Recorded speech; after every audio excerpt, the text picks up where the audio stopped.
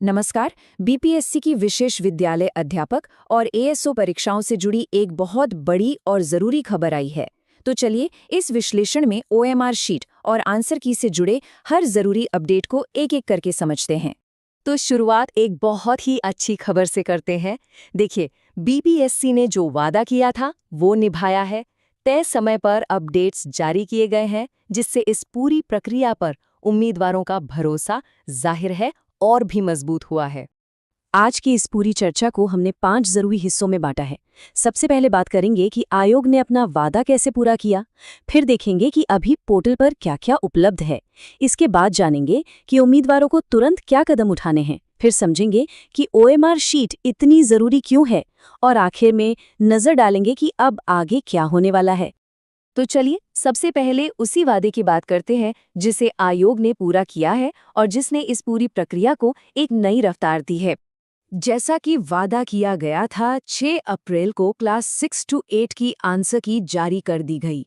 अब देखिए, ये भले ही एक छोटा सा कदम लगे, पर ये दिखाता है कि बीपीएससी अपनी टाइमलाइन को लेकर कितना सीरियस है और पूरी प्रक्रिया सही दिशा में आगे बढ़ रही है।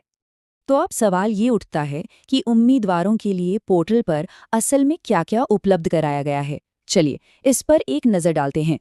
तो देखिए, आयोग ने 2 बहुत ही महत्वपूर्ण चीजें जारी की हैं। पहली तो है क्लास 6 to 8 के लिए फाइनल आंसर की, और दूसरी, और ये बहुत जरूरी है, प्राइमरी और क्लास 6 to 8 दोनों ही ग्रुप्स के उम्मीदवारों के लिए उनकी ओएमआर शीट्स। और हाँ, ये जानना भी बहुत ज़रूरी है कि ये अपडेट्स 2 अलग-अलग परीक्षाओं के लिए हैं। पहली है विशेष विद्यालय अध्यापक, जिसका विज्ञापन संख्या 42/2025 है, और दूसरी है सहायक प्रशाखा अधिकारी यानी एएसओ, जिसका विज्ञापन संख्या 37/2025 है। ठीक है, तो अब आते हैं सबसे अहम हिस्से पर, वो जरूरी कदम जो हर उम्मीदवार को अभी इसी वक्त उठाने की जरूरत है।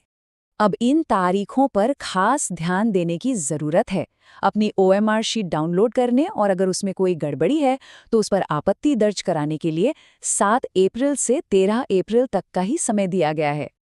अपनी ओएमआर शीट डाउनलोड करने के लिए ये 4 बहुत आसान से स्टेप्स फॉलो करने हैं। सबसे पहले बीपीएससी की वेबसाइट पर जाना है, फिर अपने कैंडिडेट डैशबोर्ड में लॉगिन करना है, वहां से अपनी ओएमआर शीट डाउनलोड करनी है और आखिर में उसे बहुत ध्यान से चेक करना है। और ये बात सबसे ज्यादा जरूरी है, अगर ओएमआर शीट में कोई भी गड़बड़ी नजर आती है तो 13 अप्रैल तक examcontroller.bpsc@gov.in पर ईमेल करना होगा। ये बात साफ कर दी गई है कि किसी और तरीके से या डेडलाइन के बाद भेजी गई आपत्तियों पर कोई विचार नहीं किया जाएगा। लेकिन सवाल ये है कि इस एक डॉक्यूमेंट को डाउनलोड करना आखिर इतना जरूरी क्यों है? ये फाइनल रिजल्ट के लिए एक तरह से सुरक्षा कवच की तरह कैसे काम करता है? ये एक ऐसा सवाल है जिसके बारे में हर उम्मीदवार को सोचना चाहिए, क्योंकि ओएमआर शीट ही किसी भी तरह की गड़बड़ी के खिलाफ सुरक्षा की पहली और सबसे मजबूत दीवार है। बात सीधी सी है, ये ओएमआर शीट ही सबसे बड़ा सबूत है। अगर कभी अपने स्कोर पर कोई शक होता है तो इसी शीट से ये साबित किया जा सकता है कि कौन सा जवाब मार्क किया गया था। इससे बबलिंग की गलतियों से लेकर स्कोरिंग तक हर चीज को वेरीफाई करने में मदद मिलती है। और ये खुद आयोग की तरफ से एक बहुत बड़ी चेतावनी है। अगर इसे अभी डाउनलोड नहीं किया तो ये मौका दोबारा नहीं मिलेगा। 13 अप्रैल के बाद इसकी कोई कॉपी नहीं दी जाएगी। तो अब ओएमआर शीट सुरक्षित हो गई। अब इस प्रक्रिया का अंतिम चरण क्या है? आगे क्या होने की उम्मीद है? जब फाइनल आंसर की का विश्लेषण हो तो 2 जगहों पर खास नज़र बनाए रखने की ज़रूरत है। एक सामान्य अध्ययन का पेपर और दूसरा मुख्य विषय का पेपर, क्योंकि सैकड़ों आपत्तियां दर्ज हुई हैं तो हो सकता है कि इन दोनों में कुछ बदलाव देखने को मिले।